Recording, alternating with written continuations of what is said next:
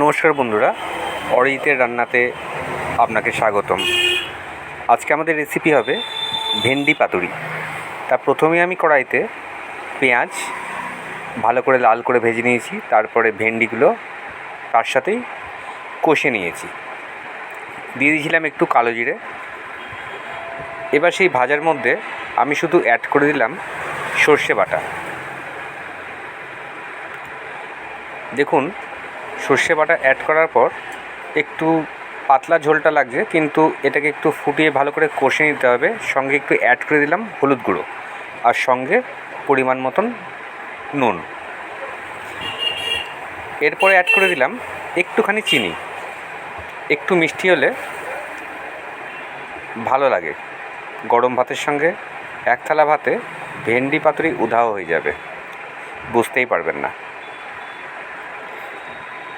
ভিডিওটি অবশ্যই যদি ভালো লাগে লাইক, কমেন্ট, শেয়ার করবেন, সাবস্ক্রাইব করতে ভুলবেন না। দেখুন, আমাদের ফাইনাল রেজাল্ট সামনে চলে এসেছে।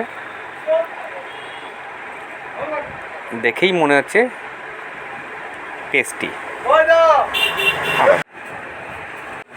রান্নাটিতে ব্যবহার করেছি সরিষার তেল। সরিষার তেল দিলে কী হয়, রান্নার টেস্টটা খুব সুন্দর উঠে আসে। তা এখানেই আমাদের ভিডিও শেষ করলাম বন্ধুরা, ভালো থাকবেন।